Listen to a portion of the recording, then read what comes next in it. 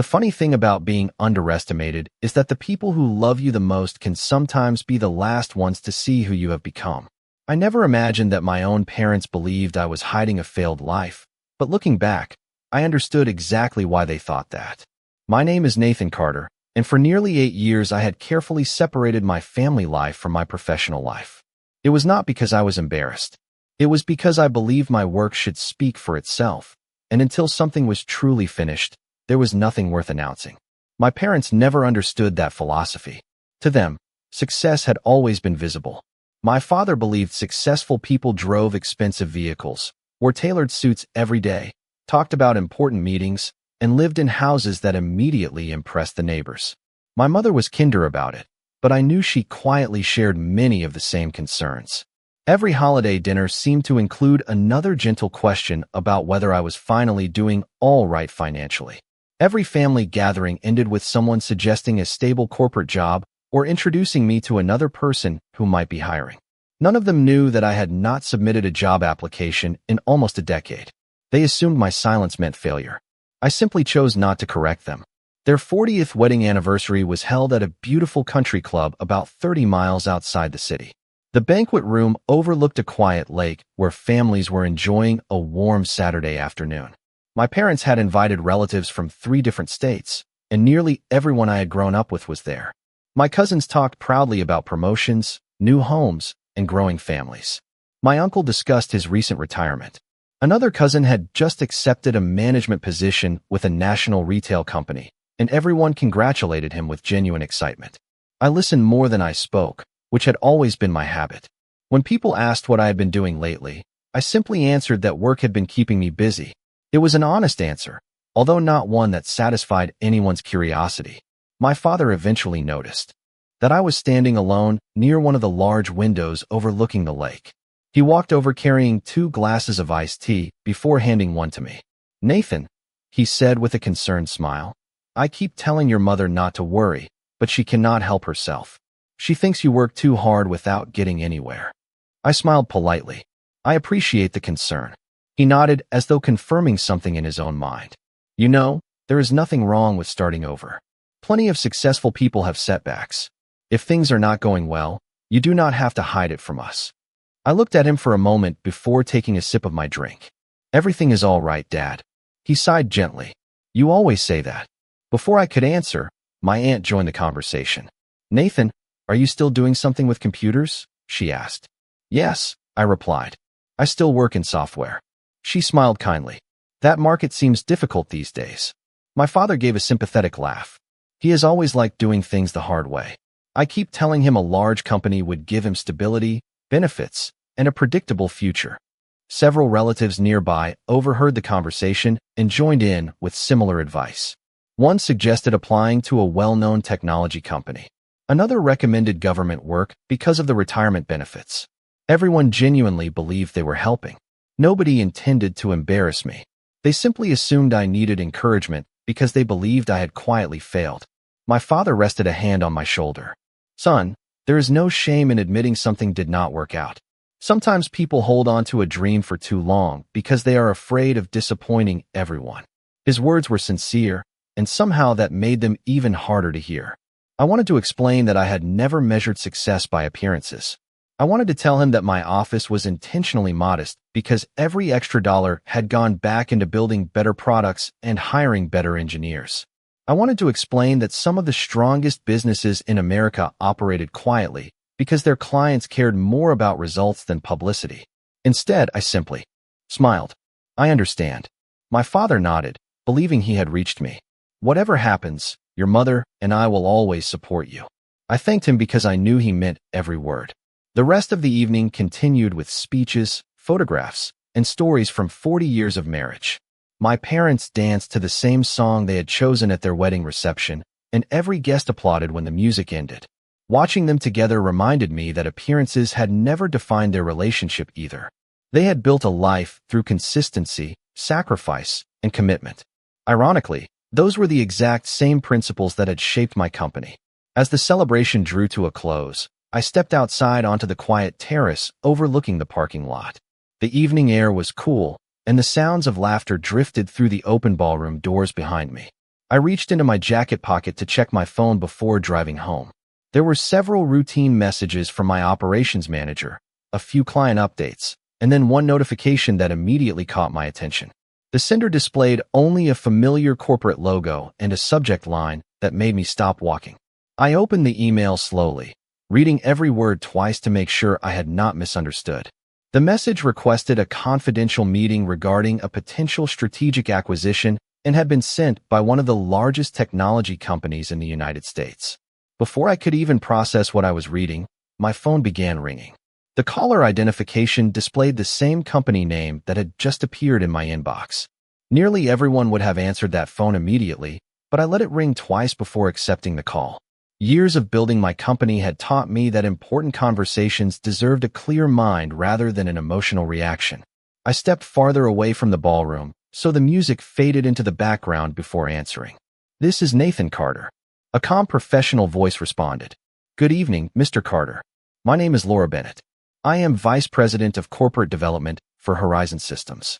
I realize this is an unexpected time to call, but I wanted to confirm that you received the confidential email we just sent."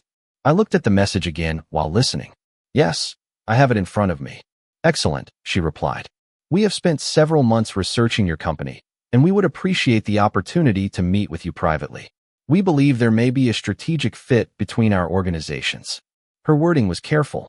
She never mentioned numbers, and she never made exaggerated promises. That alone told me this was a serious conversation. "I appreciate the invitation," I answered. "I would like to review the information before scheduling a meeting." "That is completely understandable," Laura said. "Please know that confidentiality is extremely important to us. Very few people inside our organization are aware of this discussion." "The same will be true on my side," I replied. After exchanging contact information, we ended the call. I remained on the terrace for another minute, looking across the quiet lake while the reality of the moment slowly settled in. During the past 8 years, I had received partnership offers, investment proposals, and invitations from competitors, but this was different. Horizon Systems was one of the largest enterprise technology companies in the country. Organizations of that size did not contact founders without spending months preparing first. I slipped the phone back into my pocket and returned inside just as my father was thanking everyone for attending the celebration. Nobody noticed that my evening had quietly changed forever. The following Monday morning began exactly the way every Monday had for years. I arrived at the office before 7:30 carrying coffee for myself and 2 members of the engineering team who always started early. Our office occupied the second floor of a modest brick building in a business park outside the city. There was no impressive lobby, no expensive artwork, and no oversized company logo covering an entire wall. Visitors usually expected something much larger after hearing about our clients. But I had always believed that investing in people produced better long-term results than investing in appearances. Rachel Morgan, my operations manager, was already reviewing the week's schedule when I walked into the conference room. She looked up and immediately noticed my expression. "Something happened over the weekend," she said. I smiled. "What makes you think that? You only become this quiet when you are thinking through something important." I handed her my phone with the email already open. She read every line carefully before looking back at me. "Horizon Systems?" she asked softly. "They want to meet?" "That is what it says." She read the message one more time before setting the phone on the table. "Nathan, companies like this do not contact founders because they are curious. They contact founders because they already know what they want." I nodded. "That is exactly why we need to approach this carefully." Rachel had worked beside me for almost 7 years. She knew every major client, every employee, and every difficult decision that had shaped the company. If anyone deserved to know about this conversation, it was her. "Nobody else knows?" she asked. "Nobody," I answered. "Not even my parents." She smiled gently. "They still think you are struggling, do not they?" I laughed quietly. "I do not think they mean any harm. They simply measure success differently." Rachel nodded with understanding. "Your father always asks whether you have considered working for a larger company." "Almost every family gathering," I replied. "He believes stability comes from joining a corporation instead of building one." She folded her arms thoughtfully. "The irony is remarkable." We spent the next hour reviewing everything that might happen if the meeting moved forward. Confidentiality agreements, financial records, Intellectual property documentation, customer contracts, and leadership responsibilities all became part of the discussion. Nothing about it felt glamorous. It felt like another important business project requiring discipline and preparation. That afternoon, I returned Laura Bennett's email and suggested a meeting later in the week at our office. Less than 30 minutes later, she responded with appreciation and confirmed that she would attend alongside 2 members of her strategy team. She also emphasized that the discussion would remain exploratory until both sides agreed otherwise. I appreciated that approach because it reflected the same professionalism I expected from my own team. As the week continued, daily business never slowed down. Engineers continued developing new software features. Customer support solved problems with the same patience as always. Sales meetings continued exactly as scheduled. If someone had walked through our office, they would never have guessed that one of the country's largest technology companies was preparing to visit us. That consistency reminded me why I had built the company the way I had. Our value was never tied to headlines or public attention. It came from quietly solving important problems every single day. On Friday afternoon, just before leaving the office, my father called. "Nathan," he said cheerfully, "your mother was wondering whether you could come by Sunday afternoon. We made extra pie, and she worries you spend too much time working." I smiled. "I would be happy to come." "Good," he replied. "Maybe while you are here we can also talk about your future. I still think you would be happier with a stable position at a larger company."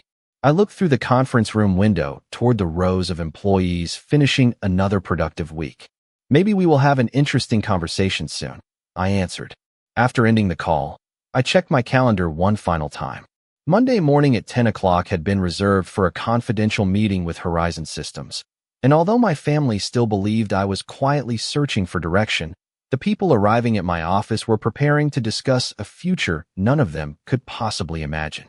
Nobody from Horizon Systems arrived with unnecessary ceremony. At exactly 10 o'clock on Monday morning, a dark sedan pulled into the parking lot, followed by another vehicle carrying 2 additional members of their strategy team.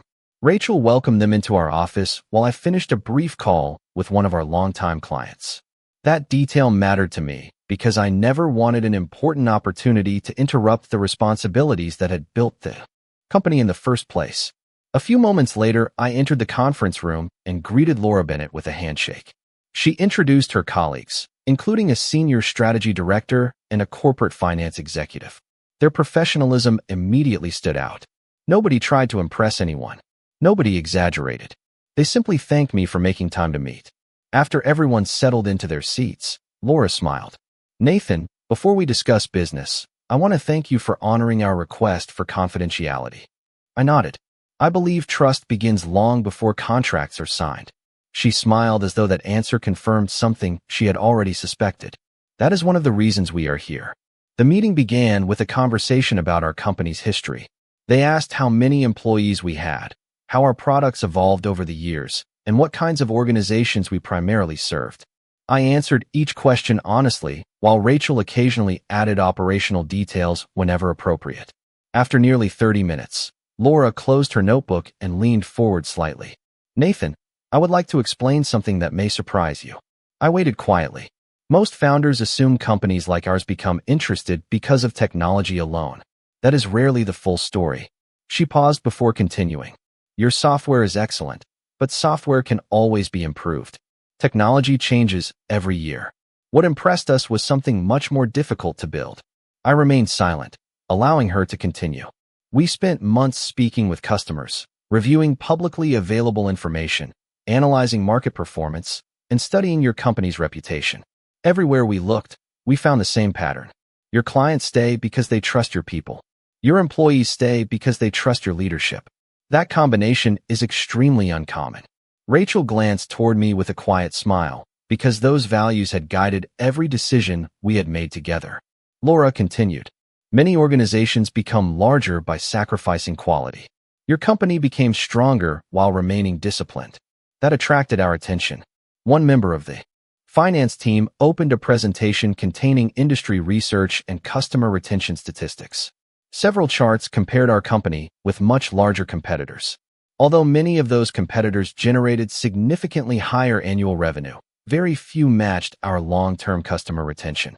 Another chart showed employee turnover across the industry. Once again, our numbers stood apart. The strategy director looked at me. We interviewed former customers of several competitors, he explained. Many left because service declined after rapid expansion. We could not identify that pattern here. I smiled. Growth has never been our primary objective. Laura nodded. Exactly. Sustainable quality has been. She allowed that thought to settle before speaking again. Nathan, Horizon Systems is not interested in purchasing software licenses or making a small investment. We are here because we would like to explore acquiring your company. The room became completely quiet for several seconds. Although I had expected the conversation might eventually reach that point, hearing the words spoken directly still carried significant weight. Rachel remained calm beside me, but I could see that even she appreciated the magnitude of the moment. I thanked Laura for her honesty before asking the most important question on my mind. Why us? She answered without hesitation. Because your company solved a problem that many businesses never solve. You built a culture where excellence became ordinary. We can hire engineers. We can purchase technology. We cannot easily recreate the discipline your organization demonstrates every day. She then explained that Horizon Systems had evaluated dozens of software firms across the country during the previous 18 months. Several were larger than ours. Some operated from impressive headquarters. Others attracted frequent media attention. Yet their internal research consistently returned to the same conclusion. My company represented something unusually stable. It had grown carefully without compromising quality, employee satisfaction, or customer relationships. We believe those qualities will become even more valuable over the next decade, Laura said. That is why we are sitting here instead of somewhere else. The conversation shifted toward practical matters. They explained that any potential acquisition would involve extensive due diligence, legal review, financial verification, and technical evaluation before formal negotiations could begin. Nothing would happen quickly, and both organizations would retain complete freedom to walk away if expectations failed to align. That approach matched my own philosophy perfectly. Serious decisions deserved patience. Before leaving, Laura handed me a confidential folder containing a non-binding letter expressing Horizon Systems' interest in continuing discussions. There is no pressure, she said. Review everything with your advisors. Ask difficult questions. We respect founders who protect what they have built. I thanked her before walking the group to the front entrance. As their vehicles disappeared from the parking lot, Rachel turned toward me with an expression that combined excitement and disbelief. Well, she said softly, that was not an ordinary Monday. I smiled. No, it was not. We returned to our desks and resumed working as though nothing unusual had happened because dozens of customers still depended on us before the day ended. Late that afternoon, while reviewing contracts inside my office, my phone buzzed with a text message from my father. Your mother is making roast this Sunday. Do not forget. Also, I heard another manufacturing company is hiring software managers. You should really consider applying. I just want you to have something secure. I looked across the office where engineers quietly collaborated around computer screens. Customer support representatives solved problems with patience, and Rachel coordinated projects that reached clients across the country. My father still believed I was searching for stability, while one of America's largest technology companies had just asked to buy the business I had spent years quietly building. I slipped the phone back into my pocket without correcting him, because there would eventually come a time when the truth could speak for itself. The next 2 weeks became an unusual balance between two completely different worlds.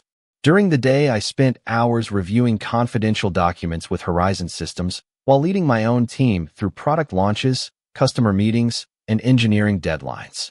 By evening, I often found myself sitting across the dinner table from my parents, listening to conversations that made it sound as though I was still searching for direction. I never blamed them for believing what they saw. My life had always looked ordinary from the outside. I drove the same pickup truck I had owned for years. I lived in a comfortable but modest home. I rarely talked about work unless someone asked a direct question, and even then I usually answered in only a few sentences. My father had always believed that successful people naturally attracted attention. I had spent years trying to avoid it. On Sunday afternoon, I drove to my parents' house carrying a homemade apple pie from a local bakery my mother loved. She greeted me with a warm hug before asking whether I had been eating enough during another busy week. The familiar smell of roast, fresh bread, and vegetables filled the house exactly as it had throughout my childhood. Those small routines never changed, and I appreciated that more than I probably expressed. My father was already setting the dining room table when I arrived. He smiled and asked about work. Busy, I answered honestly. That seems to be every week lately. He laughed quietly. Busy is good, but only if it leads somewhere. We sat down for lunch while my mother described plans for an upcoming family picnic. The conversation remained light until my father looked toward me again. Nathan, I was talking with an old friend on Thursday. His company is expanding their technology department. They are looking for experienced managers. The benefits are excellent, and they have been around for more than 50 years. I smiled politely. That sounds like a good opportunity for someone. He looked at me with patient concern. It could be a good opportunity for you. I took a sip of iced tea before answering. I appreciate you thinking about me. He leaned back in his chair. Son, I know you enjoy building things, but there comes a point when stability matters more than chasing possibilities. My mother gently interrupted. George, let him finish his lunch. He nodded apologetically, but continued a moment later with a softer voice. I only worry because I know how difficult starting a business can be.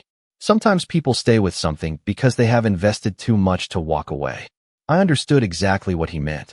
He believed I had become emotionally attached to a dream that never worked.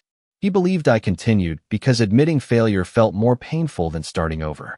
If our roles had been reversed, I probably would have worried about my own child in the same situation. That realization made it impossible to feel angry. Instead, I simply said, "Everything is going well, Dad." He smiled kindly. I hope you are right. After lunch, I helped him organize tools in the garage while my mother prepared dessert inside the house. My father had always enjoyed fixing things with his hands. Every shelf was carefully labeled, and every wrench rested in its proper place. Watching him work reminded me where I had learned the value of discipline. He believed order created reliability. Ironically, that same belief had become the foundation of my company. We simply applied it to software instead of hardware. Before I left, my mother packed leftovers into a container and insisted I take them home. As she handed me the bag, she quietly asked, "You really are doing all right, are you not?" I smiled reassuringly. "I really am." She squeezed my arm. That is all I needed to hear. The following morning, my focus returned entirely to Horizon Systems. Rachel and I spent hours organizing financial statements, customer agreements, compliance reports, software architecture documentation, and operational records. Every document needed to be complete because due diligence would examine nearly every aspect of the business. We were not trying to impress anyone. We were simply presenting the truth exactly as it existed. By Wednesday afternoon, Laura Bennett called with an update. Nathan, our executive team reviewed the initial meeting very positively. We would like to begin formal due diligence next week if you remain comfortable moving forward. We are prepared, I answered. Excellent, she replied. You will meet specialists from finance, legal, cybersecurity, and operations. They will ask detailed questions. Please do not interpret that as skepticism. It is simply how we verify that an organization truly operates the way it appears. That is exactly how I would expect a responsible company to proceed, I said. She laughed softly. I had a feeling you would say that.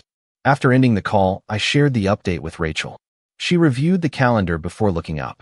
This is becoming very real. Yes, I replied. Now we simply continue doing what we have always done. The remainder of the week passed with remarkable normalcy. Customers called with routine questions. Engineers solved technical challenges. Weekly leadership meetings continued exactly on schedule.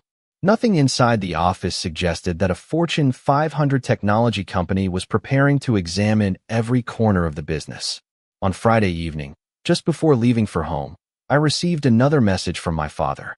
This time it contained only a newspaper clipping about another technology employer offering excellent salaries and retirement benefits, followed by a short note. Just in case you ever decide you want something more secure. Love you, Dad. I looked at the message for several seconds before placing the phone on my desk. His concern came from love, not criticism, and that made it impossible to resent. Still, I could not help smiling at the irony.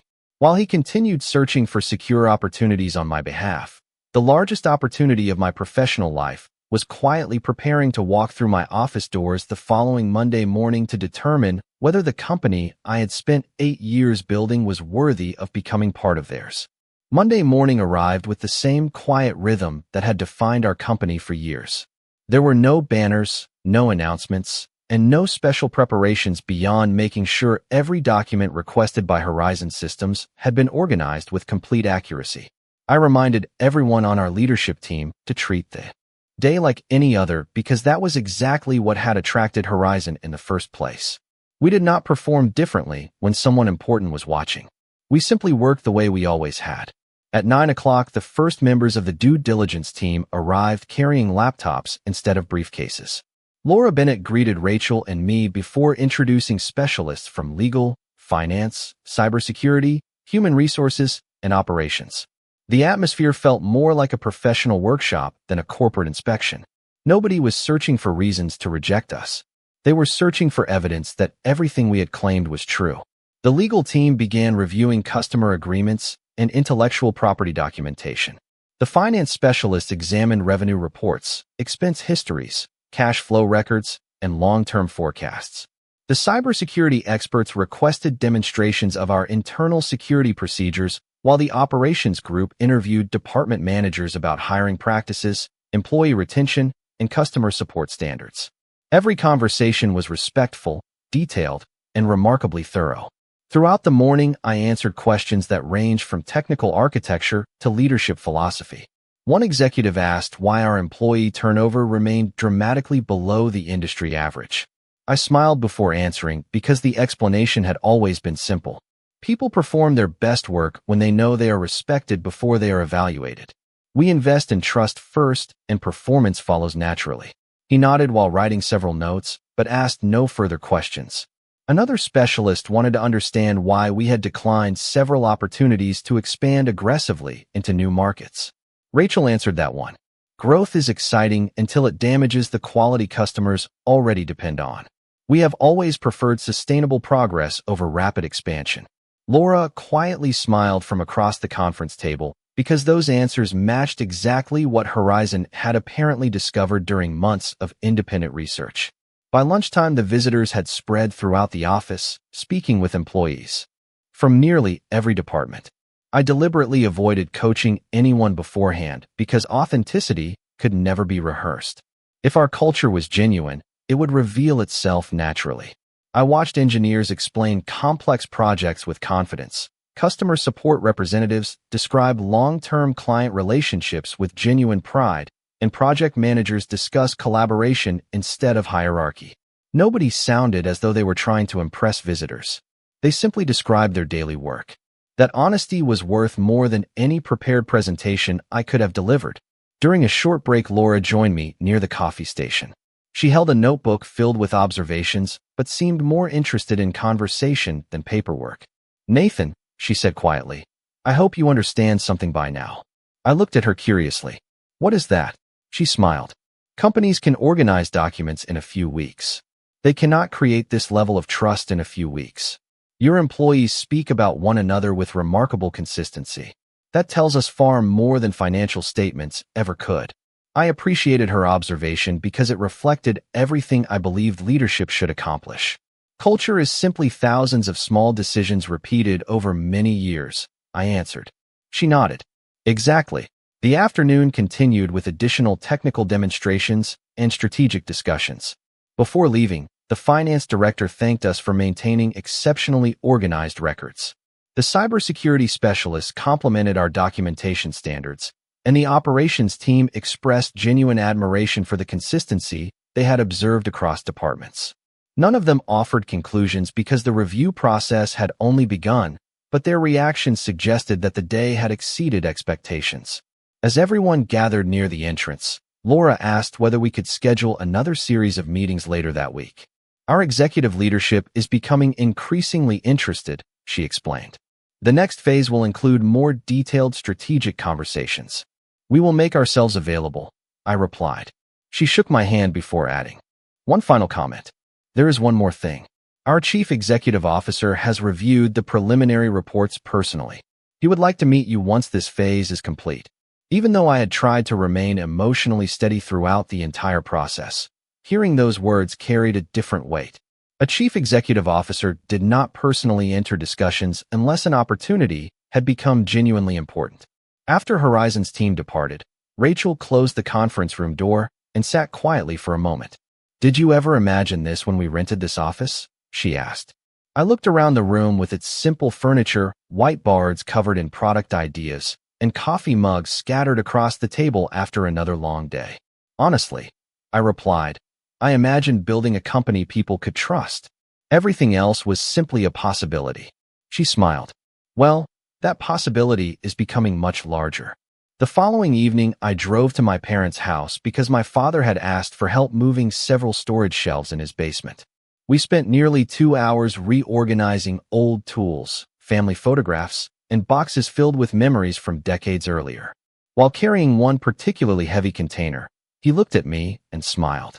"I still appreciate that you always make time to help. No matter what happens with work, that tells me I raised you the right way." I thanked him because I knew the compliment came from his heart. A few minutes later, he added, almost casually, "I still think someday you will find the right opportunity. You have always been smart enough to succeed if the right company gives you a chance." I quietly lifted another box onto the shelf before answering. "Maybe that conversation will happen sooner than either of us expects."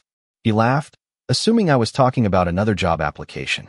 I smiled without correcting him because less than 24 hours earlier, one of the largest technology companies in America had informed me that their chief executive officer wanted to meet the founder they believe had already built exactly the kind of company they had been searching for.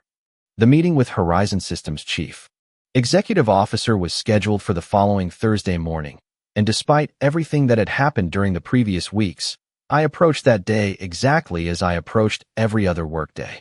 I arrived before sunrise, unlocked the office, turned on the lights, and walked through each department before anyone else arrived. The quiet always gave me a chance to think. I looked at the rows of desks, the conference rooms where countless ideas had been debated, and the whiteboards filled with product plans that represented years of steady progress. Nothing about the office looked extraordinary, yet every corner reflected thousands of disciplined decisions made over nearly a decade. By 8 o'clock, the engineering team had begun arriving, followed by customer support and project management. Everyone greeted one another by name, shared coffee, and immediately focused on the day's priorities. Nobody acted differently because important visitors were expected. That consistency reassured me more than any presentation ever could. Shortly before 10 o'clock, Laura Bennett entered the office with several familiar members of the Horizon team.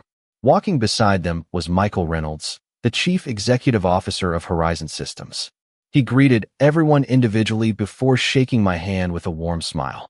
"Nathan, thank you for welcoming us," he said. "I have heard a great deal about your company, and I wanted to see it for myself."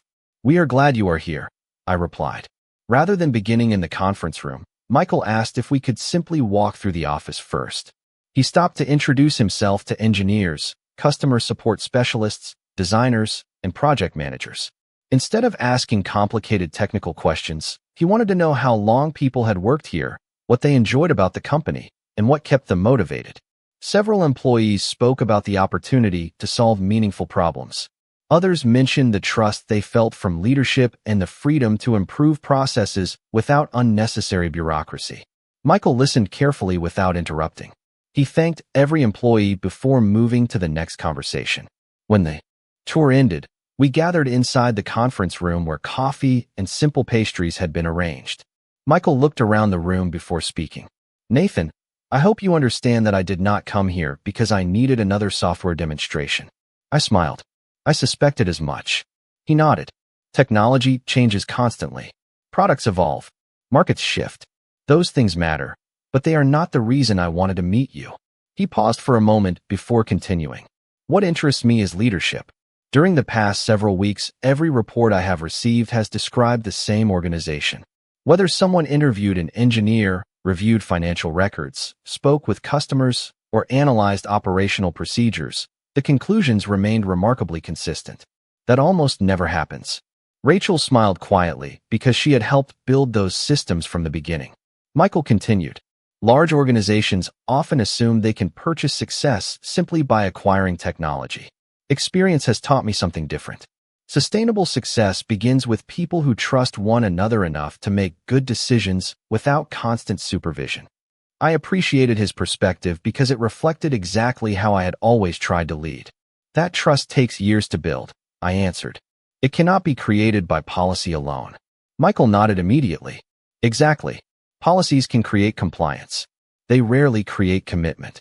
The conversation gradually shifted from products toward philosophy. We discussed hiring, customer relationships, long-term planning, and the importance of protecting company culture during periods of growth. Rather than negotiating numbers or legal terms, we explored whether our organizations truly shared the same values. At one point, Michael leaned back in his chair and smiled. Do you know what impressed me most during today's visit? I shook my head. Nobody looked nervous because I was here. They simply continued doing their jobs. That tells me they are accustomed to being trusted rather than managed through fear. His observation meant more to me than any compliment about revenue or technology. It confirmed that the environment we had intentionally built was visible even to an outside observer spending only a few hours inside the office. Before leaving, Michael thanked every employee once again and shook my hand at the entrance. Nathan, he said, we still have important work ahead, but I wanted you to hear this directly from me. We believe your company represents something worth preserving, not something that needs to be rebuilt. I appreciate hearing that, I replied. Our people deserve nothing less. After the Horizon team departed, the office quickly returned to its usual rhythm. Customer meetings resumed. Software releases continued. Support tickets were resolved. It was almost surprising how ordinary everything felt after such an important visit. Late that afternoon, my phone rang, and my father's name appeared on the screen. Nathan, he said, I was cleaning the garage today and found that old drafting table you used when you were younger. It is too heavy for your mother and me to move. Do you think you could stop by tomorrow afternoon and help? Of course, I answered. I will be there after work. I appreciate it, he said warmly. You always make time when family needs you. We ended the call, and I looked once more around the office before shutting down my computer for the evening. Tomorrow I would spend another afternoon helping my father organize his garage, and he would probably continue believing I was still searching for the stability he wanted for me. What neither of us realized was that the conversation between our two worlds was moving closer every day, and it would not be long before everything he thought he understood about my life would begin to change. The next afternoon, I left the office a little earlier than usual and drove to my parents' house to help my father move the old drafting table he had mentioned. It had belonged to my grandfather before my father inherited it, and now it sat covered with boxes in one corner of the garage. We spent nearly an hour clearing space, sorting old tools, and talking about ordinary things. My father asked about the weather, a baseball game he had watched the night before, and whether I had managed to take a day off. Recently, he never stopped caring about me, even if he misunderstood the direction my life had taken. After we finally carried the heavy table into the basement, he wiped his hands on an old shop towel and smiled. I do not know what your schedule looks like tomorrow, but I have another favor to ask. What is it? I replied. My desktop computer has been acting strangely for weeks. It is probably something simple, but I cannot figure it out. Could I bring it by your office tomorrow afternoon? I know you work with computers, and I promise I will not keep you long. I hesitated for only a second before answering. Of course. Come by around 2 o'clock. He thanked me, completely unaware that the timing could not have been more unusual. Earlier that morning, Rachel had informed me that Horizon Systems wanted one additional executive meeting to discuss the next phase of negotiations. Laura Bennett, Michael Reynolds, and 2 senior vice presidents planned to arrive shortly after 1:30. The schedule was already fixed, and changing it would have delayed several important discussions. I considered asking my father to come another day, but then I reminded myself that he was simply visiting his son's office. There was no reason to overthink it. The following afternoon, the Horizon team arrived exactly on time. We gathered in the conference room where updated financial models, long-term integration plans, and employee retention proposals had been prepared. Michael opened the meeting by thanking Rachel and me for our transparency throughout the entire process. Every additional review has strengthened our confidence, he said. That is not something we can say very often. We spent nearly 40 minutes discussing leadership continuity, customer relationships, and the importance of protecting the company culture that had attracted Horizon in the first place. Nobody rushed the conversation because every decision carried long-term consequences for both organizations. At precisely 2 o'clock, my phone vibrated quietly. It was a text message from my father. "I am outside with the computer. I hope this is still a good time." I excused myself briefly and walked to the reception area. My father stood beside an old desktop tower resting on a small folding cart. He smiled apologetically. "I hope I am not interrupting anything important." "Not at all," I answered. "Come inside." Rachel greeted him warmly and offered him coffee while I explained that I needed another few minutes to finish a meeting. "You are welcome to wait here," I said. "I will be back shortly." He nodded and looked around the office with quiet curiosity. Although he had never visited before, he seemed pleasantly surprised by how busy everyone appeared.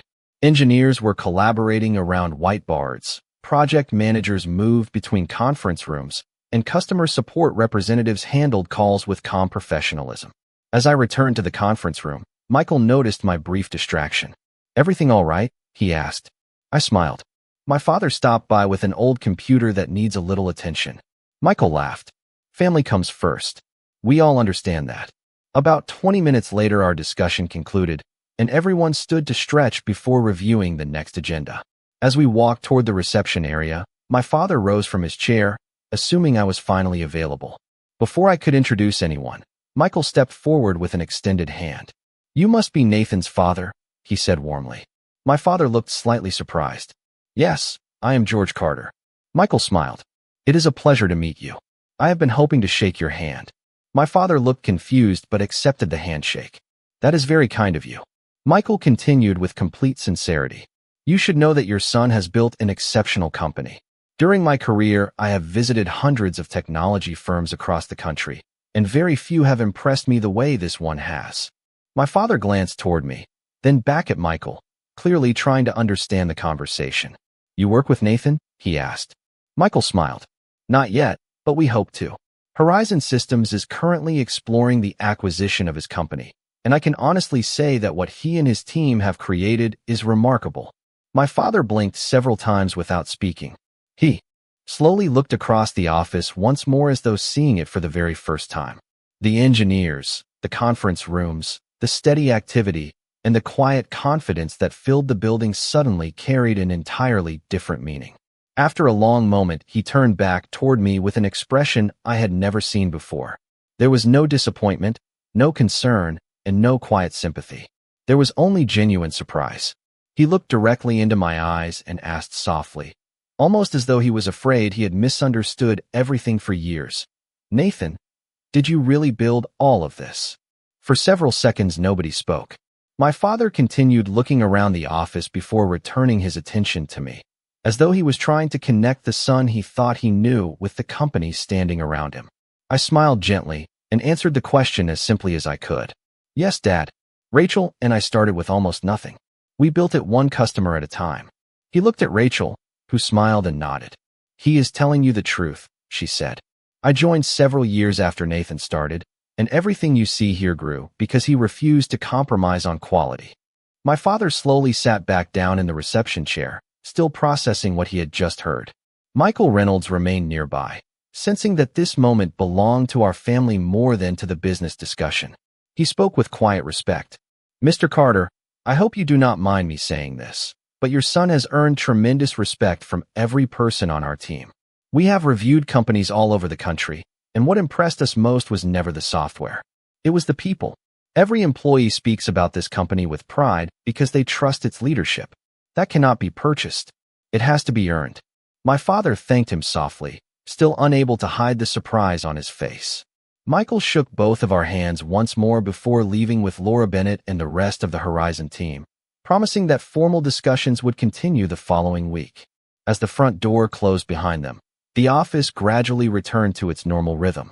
Employees resumed conversations, phones rang, keyboards clicked, and meetings continued exactly where they had left off. My father remained seated for another minute, quietly watching the people around him work together. Finally, he looked toward me again. "Would you mind if we talked for a little while?" I nodded. "Of course." Rachel smiled knowingly before excusing herself, giving us complete privacy inside the conference room. My father looked around the room before speaking. I have been asking you for years why you never accepted a position at a large company. I smiled. I remember. He let out a slow breath. I thought I was giving good advice. I thought I was helping you find security. I know, I answered. I never doubted your intentions. He rested his hands on the conference table. Then why did you never tell me? It was a fair question, and I had asked myself the same thing many times over the years. Because there was never a good moment, I replied honestly. At first there was nothing to tell. I was just trying to survive. Then every extra dollar went back into the business. Later I became afraid that talking about success too early would sound like I was trying to prove something. Eventually it became easier to keep working than to explain everything. My father listened without interrupting. So while I kept sending you job openings, he stopped before finishing the sentence. I smiled gently. I appreciated every message because I knew where they came from. He shook his head slowly. I thought you were too proud to admit things were difficult. Actually, I answered quietly. I was trying to stay humble while things were going well. That sentence seemed to affect him more than anything else we had discussed. He leaned back in his chair and looked through the conference room window where several engineers were collaborating around a whiteboard. I judged your life by the things I could see, he admitted. You drove the same truck. You wore simple clothes. You never talked about money. I convinced myself that meant you were struggling. I nodded. I understood why you thought that. He looked at me carefully. Were you ever angry with me?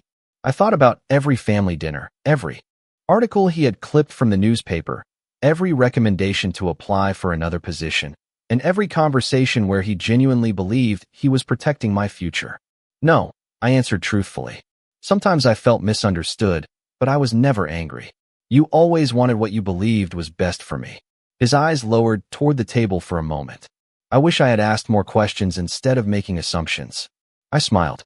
We both could have communicated better. We sat quietly for a few moments before he looked around the office one more time. You know what surprises me most? He asked. What is that? Nobody here seems impressed by titles. They simply respect you. I smiled because he had finally noticed the one thing I valued most. That has always mattered more to me than having the biggest office. He nodded slowly. I understand that now. Before leaving, he stood and walked with me through the office. Several employees greeted him warmly, introducing themselves and thanking him for raising someone they enjoyed working with every day. Each conversation seemed to surprise him a little more. As we reached the entrance, he placed a hand on my shoulder just as he had done so many times throughout my life. This time, however, there was no advice waiting to follow. Instead, he spoke quietly, with complete sincerity. Nathan, I think I owe you an apology. I spent years believing I understood your life when the truth is I never really took the time to see it. I am proud of the company you built, but I am even more proud of the kind of man you became while building it. I smiled, grateful that those words had finally found their way into the open. Thank you, Dad. Hearing that means more to me than you probably realize. He nodded, smiled back, and slowly walked toward his car carrying the old desktop computer that neither of us had remembered to repair because something far more important had finally begun to be restored between a father and his son. Over the following several weeks, the conversations with Horizon Systems continued exactly as they had begun, with patience, transparency, and mutual respect. Every remaining question received a complete answer. Every legal document was reviewed carefully, and every discussion centered on one principle that mattered to me more than the final purchase price. I wanted every employee who had trusted me throughout the years to know their future would remain secure. Michael Reynolds understood that from the beginning. During one of our final meetings, he looked across the conference table and said, Nathan, if we move forward, we are not buying this company to change its heart. We are investing because of its heart. Those words confirmed everything I needed to hear. We finalized employee retention agreements, long-term leadership plans, customer transition strategies, and operational commitments before discussing the final details of the acquisition itself. When the agreement was finally signed, there was no dramatic celebration and no loud announcement inside the office. Instead, we gathered the entire team in the main conference room. Every employee who had contributed to our journey stood together, many of them holding coffee cups exactly as they did every ordinary morning. I thanked them for believing in a vision that had once existed only on a borrowed desk and an aging computer.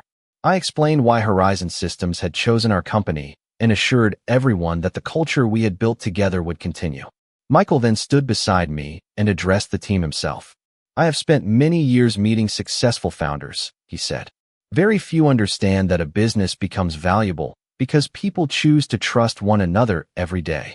Nathan understood that from the beginning, and we intend to protect what all of you created together. Looking around the room, I saw smiles, quiet relief, and genuine excitement rather than fear. That meant more to me than any number written inside the contract. Later that evening, I drove to my parents' house for dinner. My mother had prepared one of my favorite meals, although she admitted she still did not completely understand what had happened during the previous few weeks.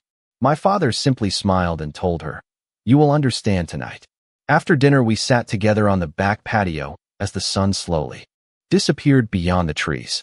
For a while, we talked about ordinary family memories, childhood vacations, and stories that always seemed to return whenever we gathered together. Eventually, my father cleared his throat and looked toward everyone seated around the table.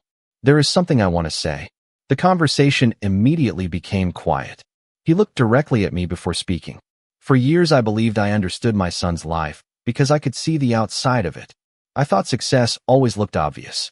I believed expensive things, impressive titles, and public recognition told the whole story.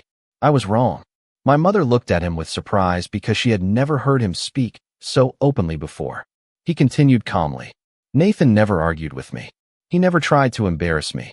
He simply kept doing honest work while I continued making assumptions. I kept trying to help him find security without realizing he had already built something stronger than I ever imagined." He paused before smiling at me. "The greatest lesson I learned was that character grows quietly. Sometimes the strongest people never feel the need to announce what they have accomplished. They simply keep showing up every day until the results speak for themselves." My mother reached across the table and gently took my hand. "Why did you never tell us?" she asked softly. I smiled. "Because I never wanted success to become the most interesting thing about me.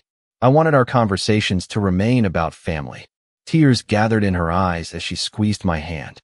"We would have been proud of you either way." "I know," I answered. "That is why I never felt the need to prove anything." My father looked down for a moment before speaking again.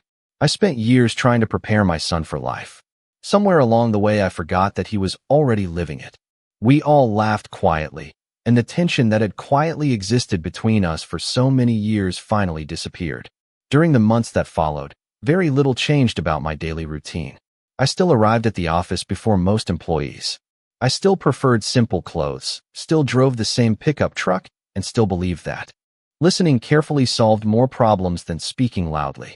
Horizon Systems honored every commitment they had made, and our employees continued serving customers with the same dedication that had attracted their attention in the first place. Occasionally, someone would ask why I never appeared interested in showing off what had happened. My answer was always the same. The acquisition was never the destination. It was simply another chapter in a much longer journey built on consistency, humility, and trust. Looking back now, I realized that the most valuable outcome was never the contract we signed or the recognition our company received. The greatest reward was watching my father replace assumptions with understanding. He no longer measured success by appearances because he had witnessed what quiet perseverance could build over time. If there is one lesson my story can offer, it is this. The people who underestimate you are not always your enemies. Sometimes they are the people who love you the most, but have only seen a small part of your journey. You do not have to argue with them, compete with them, or spend your life trying to prove them wrong.